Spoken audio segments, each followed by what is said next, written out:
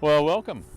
My name is the Reverend Newbolt, and you've come to my parish and to my resting place. See that corner over there and that lovely cross? That's where myself and my wife Berta and my baby son Tommy are buried. Around it are all the children of mine who lived to adulthood. In fact, if you happen to meet someone in the parking lot today who's wearing a tricorn hat, you met my great-grandson, and he was starting tours today. So we Newbolts have stayed here because we love this parish and this community. 45 years as pastor here. 45 years translates into 335 baptisms, over 50 marriages, and I don't know how many funerals. Some of the people I baptized, married, and buried. But I lived my full life. You're going to meet a lovely young woman named Louise Witt. She'll tell you about her death. That was not a happy funeral. That was such a sad day. One of the days that I thought would be the saddest of my life, getting her ready for and burying her. Another day I thought would be the saddest of my life. One day Bert and I were sitting in the rectory, right where that building is right now. And bang, we heard a sound that shook us right out of bed. We sat up like bolt lightning. That's where the expression comes from, because a bolt of lightning had hit the church and caught the spire right on fire. And when I came out that morning, the whole spire had crashed into the nave. The church was destroyed.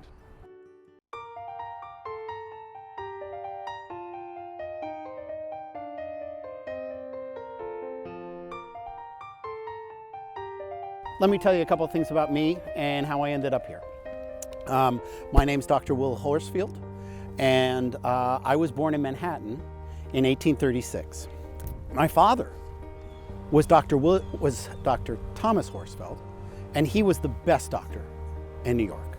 And watching him work and seeing the way he helped people and how much respect people had for him inspired my sister and I both to go into the medical field.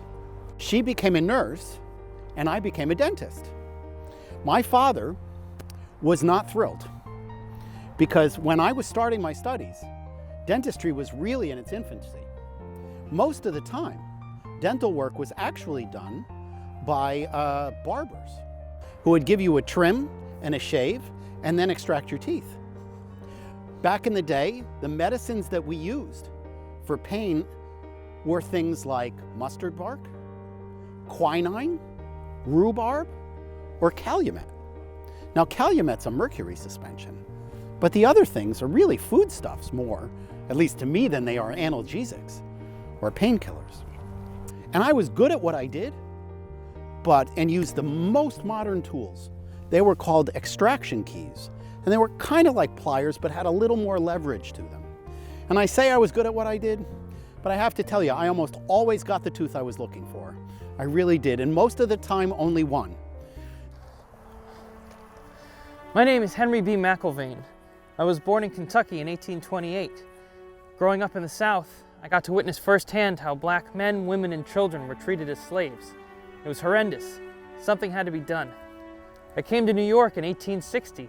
At that time, Manhasset was an expanse of fields, cow pastures, and the pond down the hill to the west. I kept hearing reports of how the slaves were being treated, and having all that time to think farming, I decided I would not stand for it. I had to do something. On December 2nd, 1861, I went to New York City and enlisted in the Union Army. I was in Virginia that winter, a winter cold enough to break your teeth on the hardtack biscuits. It was one of the bloodiest battles of the entire Civil War.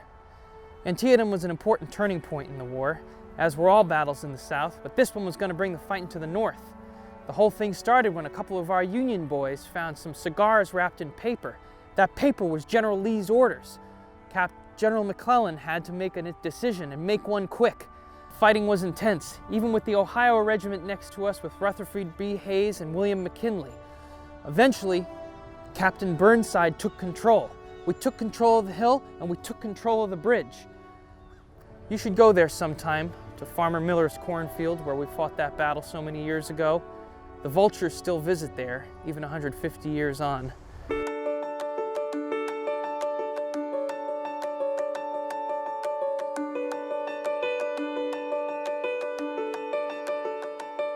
Hello, My name is Charlotte Cogswell. I was born in Lloyd's Neck in 1825. I believe you call it Lloyd's Harbor now. That was for the first home of my ancestors, the Lloyds. On my mother's side, I have ancestry that goes back to the Mayflower.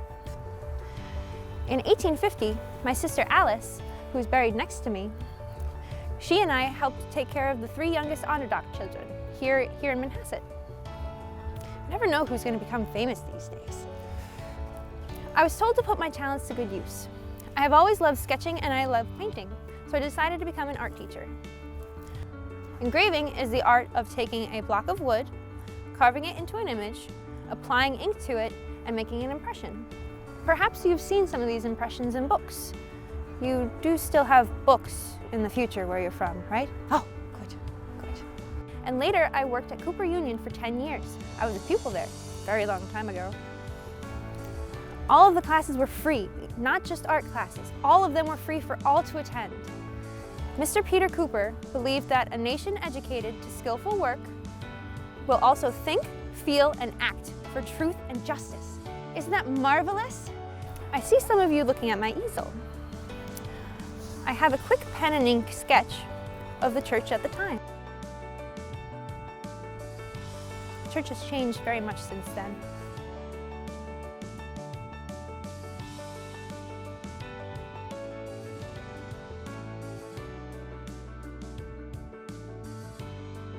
So I am Charlotte's grandfather, Dr. James Cogswell. I was born in Connecticut in 1745. My parents were the Reverend James Cogswell and Alice Fitch Cogswell, also the grandmother of Alice. My younger brother Mason followed in my footsteps. He also became a medical doctor. He was a bit more famous as a doctor than I was. He did one of the very first cataract removal surgeries in the United States. So back to me, I actually then went and served on General George Washington's private staff during the Revolution for Independence. And it took me away from my family, so the only way I could communicate with them was by sending letters back and forth. So I'm going to read you a letter that I wrote to my father. 7th June, 1775. Camp at Roxbury.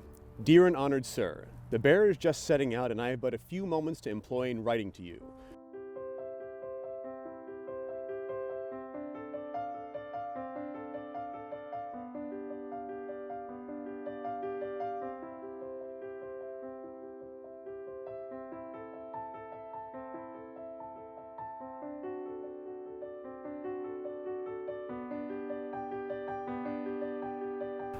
Welcome. My name is Edward Westcott, and I am a permanent resident here at the Christchurch Cemetery. I came to the United States from Germany when I was about 18. I settled in Manhasset, and as a trade, I became a tinsmith. My life is not the key thing about me, but it is how I left this life that is the lesson for everybody. I am on the boat coming back in late June of 1880, and the boat it is at about Hell Gate, and no one knows why or how. They don't know then, they don't know now. But the boiler on the boat explodes, and the ship catches fire. The ship is made of wood. This is not good.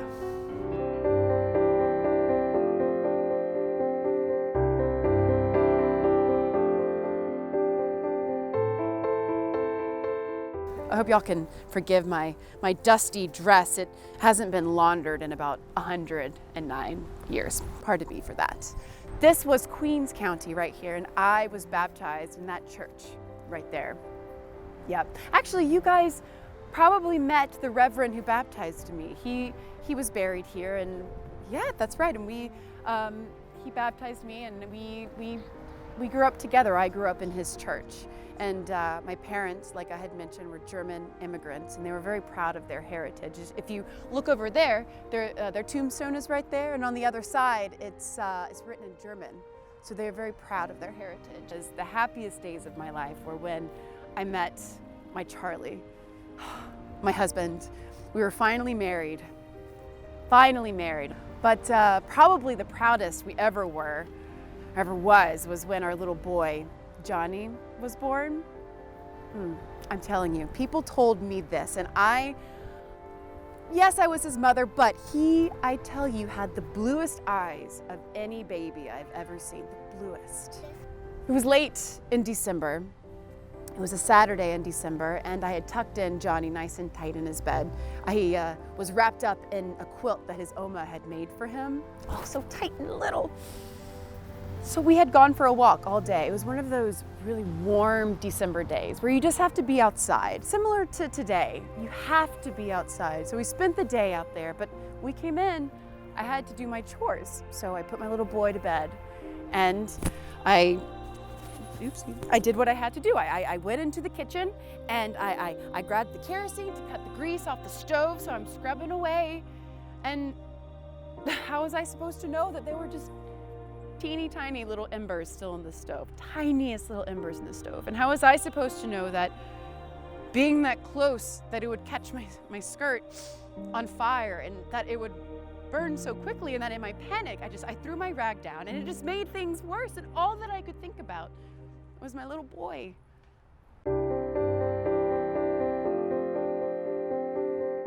What was being a postal worker in 1897 like? Well, I had to go back and forth from Great Neck to Manhasset and Port Washington to deliver mail. But what about the railroad? Well, the railroad only made it to Great Neck. It hadn't been extended out to Manhasset and Port Washington yet. So I would go to Great Neck, pick up mail, and bring it out to residents in Port Washington and Manhasset. And it wasn't just like a few letters here and there. It was a daily job, 6 days a week. And actually there was so much mail that I would have to go back to Great Neck. So I'd leave Great Neck, come to Manhasset and Port Washington, drop off mail, and then I'd have to go back and get a second carriage full of mail. So that's a lot of mail. I was riding at least 20 miles a day. 1897, the person who had been the mail carrier for the past 12 years put in his bid again, and he bidded for $600 a year. Now I also put in my bid, and I put in a bid for $330 a year.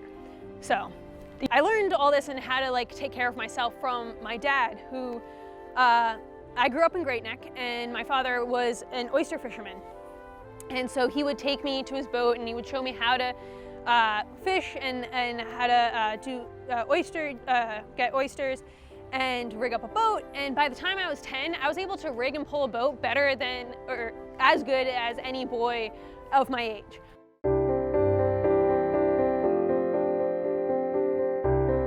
Hello, I'm not used to seeing so many people when I'm back. You must be here for my wedding today at Christ Church. No, I can tell by the way you're dressed. You're not from around here. Well, maybe you're not from around then. You're from around now, so you're not here for my wedding. Well, let me introduce myself then. I'm John Lawrence, John Lawrence Ryker. I was born in 1787 in Newtown in Queens. Actually, where we're standing right now was Queens back then. My parents were Samuel Ryker and Sarah Lawrence. My dad, Samuel, can trace our family's beginnings in America back to 1654, when a Dutch settler named Abraham Ryker came to live in New Amsterdam in New Netherlands. He started building our family home, which is actually still around today. I'll tell you more about that later. And he became the landowner for our family island. They call it Ryker's Island today. Our family island was used for farming back then. We had a few houses on it as the family grew. After I was gone, they used it as a military training ground in the war between the states. I think that's maybe why the family sold it in 1884. I wasn't around, but it was 100 acres, and they sold it for $180,000. Can you imagine that much money? It was 100 acres then. Somehow it's 400 acres now. I can't imagine what it's worth, probably more than $500,000. Well, when I was 32, I decided it was time to take a wife, and Maria Smith of Manhasset was my bride. Her parents were Mary Smith and Sylvanus Smith. Maybe you know the family. Actually, some of their graves are right here. Her brother Sylvanus is buried here. Maria was a good woman, but at age 28, only 9 years after we were married, she suddenly died one morning.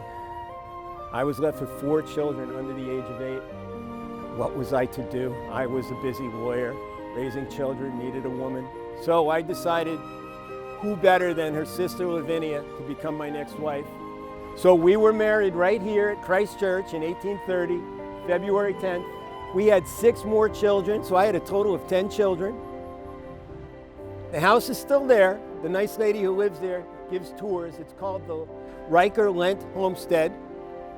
And if you do decide to go, visit our family gravesite, pay your respects to me, maybe we'll meet again. But I'm ahead of myself because I am here today for my wedding to celebrate that day, and I must be off.